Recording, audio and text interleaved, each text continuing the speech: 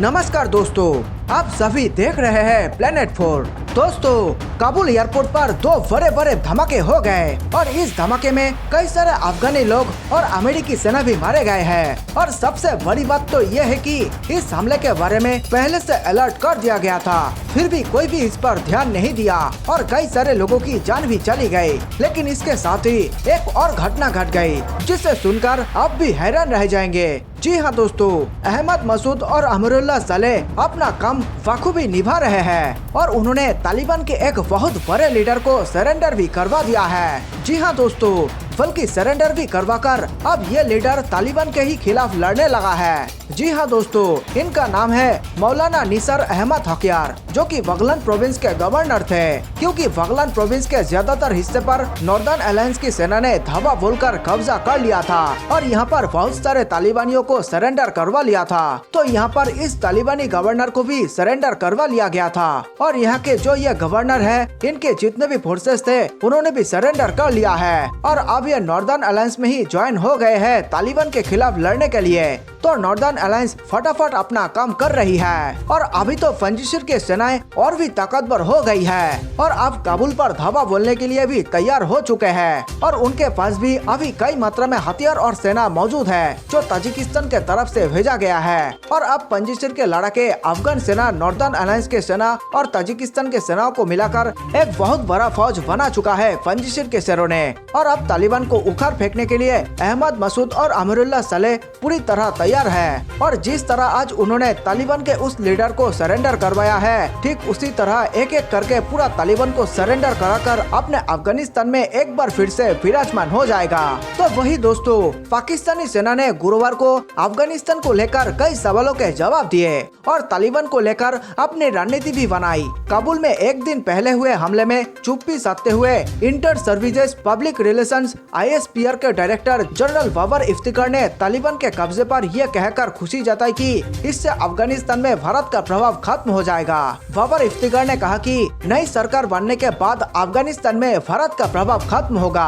उन्होंने कहा, जो भी अफगानिस्तान में हुआ हमें समझना होगा कि इसमें भारत की क्या भूमिका है। जो भी निवेश भारत ने अफगानिस्तान में किया है वो केवल पाकिस्तान को नुकसान पहुंचाने के लिए किया गया। उन्हें अफगानिस्तान के लोगों से कोई लगाव नहीं है। उन्होंने अफगान नेताओं और वहां की सेना के दिमाग में जहर भर दिया था ताकि TTP और IS के जरिए पाकिस्तान को नुकसान पहुंचाया जा सके। अफगानिस्तान को पाकिस्तान पर निर्भर बताते हुए पाक सेना के जनरल ने दुनिया को तालिबान की मदद की भी अपील की। तहरीक-ए-तालिबान से पाकिस्तान को खतरे को लेकर बाबर इफ्तिकार ने कहा, TTP अफगानिस्तान की जमीन का इस्तेमाल पाकिस्तान के खिलाफ करता रहा है। तालिबान नेतृत्व ने कहा है कि अफगानिस्तान की जमीन का इस्तेमाल किसी देश के खिलाफ नहीं होगा। हमें विश्वास है कि वे TTP को पाकिस्तान के खिलाफ काम करने से रोकेंगे। पाकिस्तान में TTP का कोई ढांचा नहीं बचा है, इसलिए उन्होंने अफगानिस्तान में शरण ली है।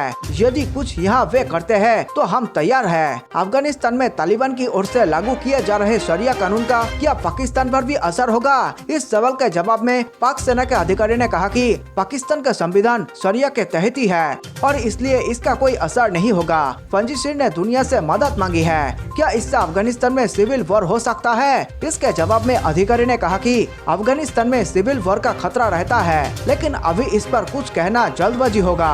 लेकिन अभी सिविल वॉर की स्थिति नहीं है। वीडियो में आगे बढ़ने से पहले सभी भारतवासियों को मेरा नमस्कार। देश प्रेमियों, वीडियो को लाइक करके आप 5 स्टार दे सकते हैं ताकि हम आपके लिए रोज ऐसे ही राष्ट्रहित में वीडियो लाया करें। दोस्तों, देश हित से जुड़े तमाम खबरों पर हम लगातार नजर बनाए हुए हैं, इसलिए चैनल को सब्सक्राइब करना ना भूलें। साथ ही नीचे कमेंट में जय हिंद लिखकर पूरे भारत का हौसला बढ़ाएं और वीडियो को व्हाट्सएप, फेसबुक पर दोस्तों के साथ शेयर करके देश प्रेम को फैला दे। तो वही दोस्तों, आतंक, गृह युद्ध और हिंसा में घिरेगा अफगानिस्तान। तालिबान के अलावा यह संगठन भी है वर्चस्व की जंग में शामिल। अफगानिस्तान से अमेरिका समर्थित सरकार को अपदस्थ कर भले ही तालिबान ने कब्जा जमा लिया है, लेकिन ये देश उपद्रव का अंत नहीं है। इससे उलट अब अस्थिरता, अशांति और गृह युद्ध जैसे हालातों में इजाफा हो गया है। काबुल एयरपोर्ट पर आतंकी संगठन इस्लामिक स्टेट खुरासान की ओर से किए गए धमाकों ने यह साफ कर दिया है। इन धमाकों में 95 लोगों की मौत हुई है, जिनमें 13 अमेरिकी सैनिक भी शामिल है। 31 अगस्त को अमेरिका और नाटो देशों की सैनिकों की वापसी का आखिरी दिन है। ऐसे में आने वाले दिनों में हालात और बिगड़ सकते हैं। आइए जानते हैं अफगानिस्तान में बिगड़े हालातों के लिए कौन से संगठन हो सकते हैं जिम्मेदार। तालिबान का शासन है सबसे बड़ी वजह। तालिबान की स्थापना मुल्ला मोहम्मद उमर ने 1994 में की थी। इसमें उन्होंने 1980 के दशक में सोवियत से लड़ने वाले मुजाहिदीनों या फाइटर्स को शामिल किया था। तालिबान ने इसके बाद 1996 से 2001 तक अफगानिस्तान में अपना कुख्यात शासन भी चलाया था। इस दौरान लोगों पर भीषण अत्याचार होते थे और महिलाओं पर खासी पाबंदियां लागू थी। लेकिन अमेरिका में हुए आतंकवादी हमले के बाद 2001 में वे सत्ता से बेदखल हो गया था। कुछ वक्त अमेरिका के हाथों में देश रहने के बाद उसके समर्थन वाली सरकारें ही रही और अब तालिबान फिर से हिंसा के दम पर सत्ता पर काबिज हो गया है। नॉर्दर्न अलायंस भी तालिबान को शांति से नहीं बैठने देगा।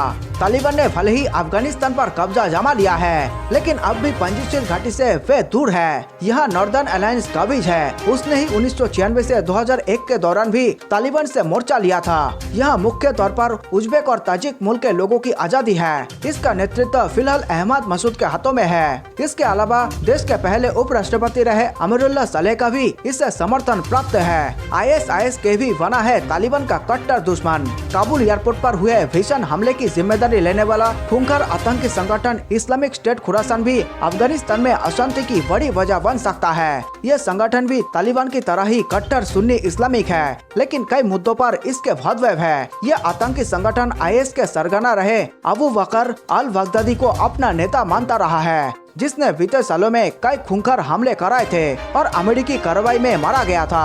अफगानिस्तान से सैनिकों की वापसी को लेकर अमेरिका और तालिबान के बीच हुई डील का भी यह विरोध करता रहा है। संयुक्त राष्ट्र की एक रिपोर्ट के मुताबिक इसके लड़ाकों की संख्या 500 से 10,000 के करीब है। अलकायदा का फिर खूंखार होने का है खतरा। भले ही तालिबान ने अपने राज्य में आतंकी संगठनों को न उभरने देने और अफगानिस्तान की जमीन का इस्तेमाल किसी और देश के खिलाफ न होने देने की बात कही है, लेकिन ऐसा होता नहीं दिखता। संयुक्त राष्ट्र की एक रिपोर्ट के मुताबिक तालिबान के हक्कानी ग्रुप का अलकायदा से करीबी रिश्ता है। तालिबान का फरमान, महिलाएं घर से ही करे काम वरना सुरक्षा की गारंटी नहीं। अब एक महिलाओं को सुरक्षित माहौल देने वाला वादा कर रहे तालिबान के सुर बदल गए हैं। तालिबान ने स्वीकार कर लिया है कि उसके मौजूदा शासन में महिलाएं सुरक्षित नहीं है। साथ ही निर्देश दिया है कि महिलाएं घर से काम करे। तालिबान के प्रवक्ता जबीउल्लाह मुजाहिद ने मंगलवार को एक प्रेस कॉन्फ्रेंस में 2 टूक कह दिया कि महिलाओं को अपनी सुरक्षा को देखते हुए काम पर नहीं जाना चाहिए। तालिबानी प्रशिक्षित नहीं होते। मुजाहिद ने कहा है कि ऐसा करना जरूरी है क्योंकि तालिबानी बदलते रहते हैं और वे प्रशिक्षित नहीं होते हैं। इससे पहले 1996 से 2001 के तालिबानी शासन के बीच अफगानिस्तान में इस कट्टरवादी समूह ने महिलाओं के काम करने के लिए बाहर जाने पर प्रतिबंध लगा दिया था। साथ ही उन्हें घर पर ही रहने और बुर्का पहनने के लिए मजबूर कर दिया था। देशवासियों, वीडियो अंत तक देखने के लिए आप सबका बहुत बहुत धन्यवाद। मेरे देश प्रेमियों, नीचे कमेंट में जय हिंद लिखकर आप हमारे वीडियो को 5 स्टार दे सकते हैं ताकि हम आपके लिए ऐसे ही देशभक्ति वीडियो लाया करें। जल्द मिलते हैं एक और जानकारी पूर्ण वीडियो के साथ। नमस्कार, धन्यवाद।